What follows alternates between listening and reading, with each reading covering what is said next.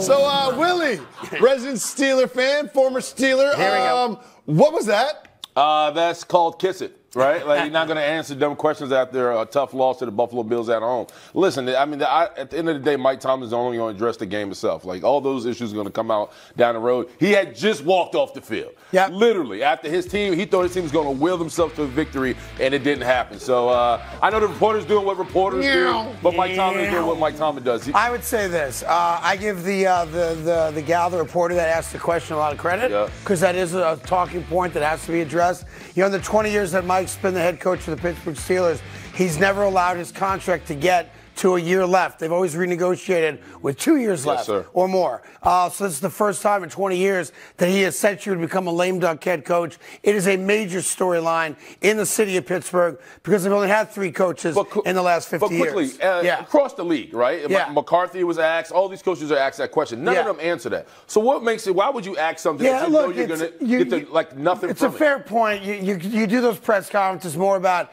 walk us through some of the decisions you made in the game. Did you, like I would have asked, was there ever a point you thought of going to Kenny Pickett when the offense was struggling before you kind of turned Mason Rudolph and that offense a little bit loose, right, in the second half, and it obviously paid dividends. There were legitimate game questions to ask, okay? George Pickens after the game saying the refs cost us this game. What's your take on that? But you can't argue the fact that his future in Pittsburgh, which has been discussed very publicly the last month or so, is not a fair question to ask. It's just interesting that you hear the PR director go, does anybody have any questions? And they're all kind of scared to ask a question. Good. So this one gal goes, okay, I got a question. Right. You got a year left on your deal. What's the deal? Yeah, but I think I appreciate the question. For me, one of the comments after the game came from their starting running back, Najee Harris, right? And he simply said, hey, man, we have some in-house discipline issues, right? For me, that's Deontay Johnson from earlier this year, Pickens, all that stuff. It's a plethora of people. But my point is, that's a question you ask because that's a headline and that's a narrative that has been following Mike Tomlin for years. Like, at some point, the in-house discipline, and you're supposed to be a guy who's established order, you're supposed to be the head of the house, yada, yada, yada. Why is this coming up again? And is that the reason why the Steelers By the way, fair question. Look, Mike Tomlin simply could have said, I'm not talking about my contract, I'll talk about the game. I'm not talking about myself, and gone on. But the guy also just lost a playoff game, and he's pissed.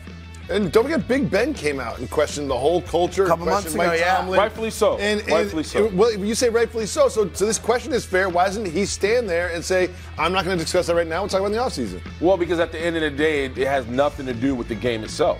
His future with the Pittsburgh Steelers had nothing to do with what happened on that field. So here's the question. You know Pittsburgh better than we do. Does he dictate his future in Pittsburgh, or do the Rooneys still dictate it? I think it's 50-50. You do? I think it's kind of like what we talked about with Belichick. You don't fire Mike Tomlin. Right, I agree. You have a discussion with Mike Tomlin on how you want to proceed, and if you do feel like you got to make an exit, so to speak, what's the best way of going about it? Well, I'll tell you what, considering the blood in the water in Philadelphia with Sirianni, the blood in the water in Dallas, obviously with Mike McCarthy, the 7 other job openings which are currently open. We know Harbaugh interviewed in L.A. with the Chargers yesterday. It's interesting. If Mike Tomlin were suddenly on the market, now you have a 3-headed monster. You got Tomlin, you got Belichick, you got Harbaugh. And Vrabel. And all of a sudden, Mike Vrabel. I'm going to be honest. All of a sudden, I might start thinking about firing my head coach. Yeah, I'm going to be honest. I don't see him ever coaching for another outfit like outside of the Pittsburgh Steelers. I could see him maybe stepping into a front office role or doing something maybe on Park Avenue with NFL headquarters. I think he's just solely cemented for the Pittsburgh Steelers. Interesting. We'll keep an eye on that story. Craig, I know you've been to San Francisco. Those are not the freak shows that he's talking about. No. Okay, but I do want to say this. There's a lot of history between these two teams. There's a dwarf by the wharf. It's another story for another day. I think I've seen her. But these two teams have some history in the playoffs. And the red-hot Jordan Love is coming into town. What needs to happen? He transitioned? Yeah. What? What needs to happen for the Packers to pull off this upset? They can't pull off this upset. You said, what are you going to believe, Craig? The youngest team in the league against the best team in the They just put a whooping on your Cowboys, right? And now you don't want to believe they can possibly rough up the Niners? They can't. They're out of their class in this one. There's a reason they're a 10-point underdog. They're going to get blown out by the best team, arguably in the entire NFL, certainly in the NFC. I don't want to argue the Ravens with you right now. We'll wait till February to do that when they play each other. But, look, there's a reason that 30 years into a career I'm beloved by every fan base of every city I've ever worked in, because the reality is this. I call it the way it is. Green Bay, congratulations. You won a playoff game. You should be very proud of yourselves. Good job, Green Bay. Matter of fact. Let's get low. Let's get oddly low for the clock hour. There you go. Yeah. Swings on everybody. Congratulations, Green Bay. You got your one playoff win. That face after you. Woo! Yeah, that's a biggie. Yeah. That's a big, thick head on that one. Just the way I like it. There you go. That being said, it's over. Come on. Like, what are we doing? The Green Bay Packers are 10-point underdogs, rightfully so, to the class of the NFC. Well-rested San Francisco 49ers. I give Green Bay a lot of credit. Winning a playoff game in Dallas where they hadn't lost the game in 2 years is awesome, and they deserve all the flowers that comes with that. The coming out party of Jordan Love, the great coaching by Matt LaFleur, all the accolades. Yeah. Even the front office, Murphy and Gutenschwinkter, celebrating a playoff win, great. But at some point, we got to keep it real on this show. I think it's why the show works and resonates with America.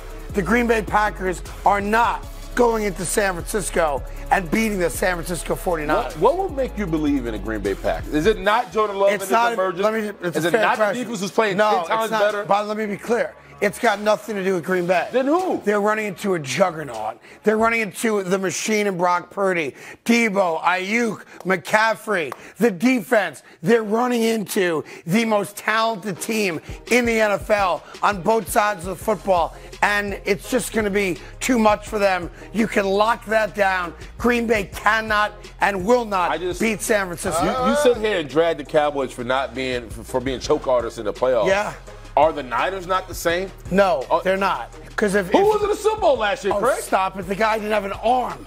Right? Oh. It's like asking Richard Kimball's killer to suddenly be a quarterback in the NFL. Like, what are we doing? Okay. Like, you can't knock San Francisco for not getting to the Super Bowl last year. Why not? You knocked the Cowboys time after time. Because Christian McCaffrey played quarterback for them in that playoff game. It doesn't matter. We judge. Have a drink. Never. You judge. Well, not today. My point is you judge teams on how far they go. We talked about time after time what the Niners have done time after time, year after year. They get far, deep runs into the playoffs, and they're no-shows. So why can't we hold them to the same accord we hold the Dallas Cowboys? Because last year you can't criticize the Niners for not getting to the Super Bowl when they didn't have a quarterback in the championship game. Craig is right about this one. They literally did not have a quarterback in a playoff game, and they lost the game. That's fine. But here's when you can criticize them for it. No. 3-game losing streak this year. Yes. Their starters haven't played since, before Christmas. They're going to be rusty, and all it's going to take is this red-hot team to come in, first possession. You know what? We'll take the ball just like they did against the Cowboys. That's a mistake. Go down the field, score 7 points, put some pressure on Purdy. Next thing you know, 3 and out. Things can happen. Kobe. There is a roadmap in which the Packers start hot and win this game. You can't say they didn't have a quarterback when Brock Purdy got knocked out of the game in the NFC Championship. It wasn't like he wasn't ready and dressed for the game. It was the first drive of the game. And Hassan Reddick knocked him out and broke his elbow. So whose fault is that? That's called football. But the point is, it's not like San Francisco played the Eagles last year in the championship game at 100%. Didn't have a quarterback. So I'm not going to be critical. Stop saying they didn't have a quarterback. He was dressed in the game. He just got knocked out of the game. That's called football. It wasn't like he was left on the bus. Thus, what are you talking about? They didn't have a quarterback. That's nonsense. We'll argue at home. Yeah. Moving on. Now they potentially could add Jim Harbaugh, quarterback guru, great quarterback. Do you think this is a good fit for Harbaugh? Yeah, I do actually, because they've got a quarterback, and despite the fact that they've underachieved, as Willie can tell you more than I can, there is talent on that roster on both sides of the ball. They've just never realized. You're some sort of expert in underachieving. I was like, whoa. Well, I mean, he played for the Jets, right? That being the case, I don't think Harbaugh goes there. I think they're a I don't know if you get in businesses this term stalking horse. You're probably familiar with it. You went to NYU, right? Yep. I think they're using the Chargers. He's using the Chargers as what people refer to as a stalking horse in business, and that is, it's a good fit. I could see him out there. Other teams may panic. Well, we better get Harbaugh in here before he signs a deal with the Chargers. Chargers. And to me, I'm a firm believer that if you're a franchise that can clearly upgrade your coaching position, obviously they have an interim coach right now. It's not going to last there after firing Staley, during the season. To me, it's incumbent upon you as ownership to not let him leave. As soon as Jim Harbaugh walks out of that hotel or that bar, wherever they are, and gets on a plane and leaves Los Angeles, you've lost him. And to me, there's no one else better for that job than Jim Harbaugh, because he's one of the great offensive minds and quarterback kind of whisperers in all football at any level, right? So if I'm the Chargers, and I obviously covet him, and it makes a lot of sense, he fits our current roster in a real good way, I can't let him leave. And to me, the reason Jim Harbaugh left is that he's using L.A. to get a different job. Whether that's the Cowboy job if it opens, whether that's the Eagle job if it opens, or one of the other 7 jobs that we know is open. And I think the LA Chargers did themselves a real disservice by not closing that out and making him an offer, Godfather style, that he couldn't refuse. There's a thing in business called the hotel offer. And that's when you're trying to sign somebody and you're in a hotel room with them negotiating. And it goes like this. If you leave the hotel room and your signature's not on that contract, we're not going to hire you. But you make it so he's got to sign it. Meaning 5 years, $12 million a year, $20 million a year, right. $100 million. You're the new head coach of the Chargers, and you make it so he has to sign it. Yeah, but at the end of the day, he doesn't cure their woes, right? Like, you're talking about a Chargers team that simply can't defend. So if you're going to bring somebody in here, and I understand you had Brandon Staley in, and he was supposed to be that guy, but he was got off. You don't have a quarterback problem. You don't even have an offensive problem. You solely have a defensive problem. So you think Belichick's a better answer for LA than that is Belichick. Hey there, thank you so much for watching The Carton Show. You can subscribe right here to get all the latest bits and segments from the show. And by the way, while you're at it, we have a lot of great shows on FS1, so check them out too.